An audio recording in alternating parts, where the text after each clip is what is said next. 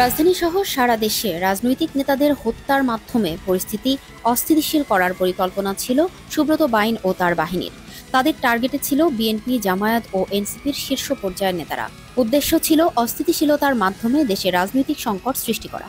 এই ষড়যন্ত্রের পেছনে রয়েছেন নিষিদ্ধ আওয়ামী লীগের শীর্ষ পর্যায়ের কয়েকজন নেতা। এ পরিকল্পনার প্রধান সহযোগী ছিলেন তার শিষ্য আবু রাসেল মাসুদ ওরফে মোল্লা মাসুদ।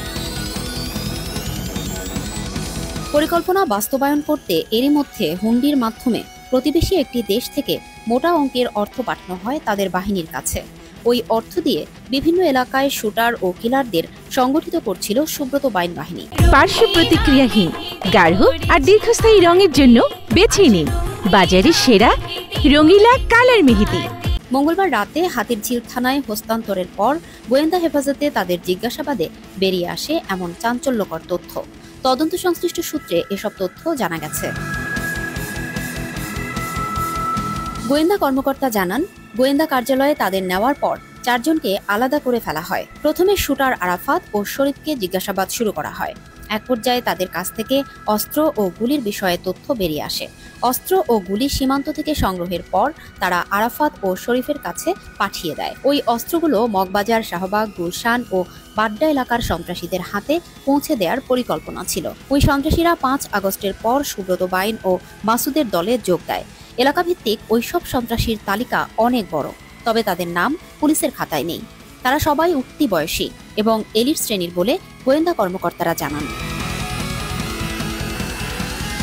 অপরদিকে শুটার আরাফাত ও শরীফের কাছ থেকে তথ্য পাওয়ার পর মঙ্গলবার রাতে গোয়েন্দারা বাইন ও মাসুদের মুখোমুখি হন। গোয়েন্দা জিজ্ঞাসাবাদে দেশকে অস্থিতিশীল করার মিশনে নেমেছিল বলে জানান তারা।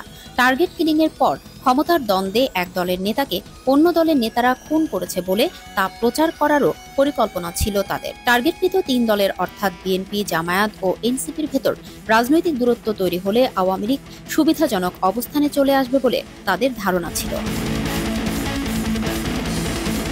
এজন্য প্রতিবেশী একটি দেশে অবস্থানরত আওয়ামী লীগের শীর্ষ পর্যায়ের নেতাদের সঙ্গে তাদের নিয়মিত যোগাযোগ ছিল। অস্ত্র, গুলি ও ক্যাডারদের জন্য টাকাও পাঠাতো ওই নেতারা। হুন্ডির মাধ্যমে টাকা তাদের কাছে পৌঁছে দেয়া হতো। হুন্ডির টাকা বেশিরভাগই লেনদেন হয় যশোর, কুষ্টিয়া ও ঝিনাইদহ সীমান্তে। এজন্য তারা কুষ্টিয়ায় আস্তানা গেড়েছিল বলেও গোয়েন্দারা জানান। কুষ্টিয়া থেকে তারা ঢাকায় বেশ কয়েকশো অস্ত্র তাদের ক্যাডারদের কাছে পাঠিয়েছে বলেও স্বীকার করেছে। ওইসব ক্যাডারদের তালিকা ধরে অস্ত্র উদ্ধার ও গ্রেপ্তারে ডিবির একাধিক টিম কাজ করছে।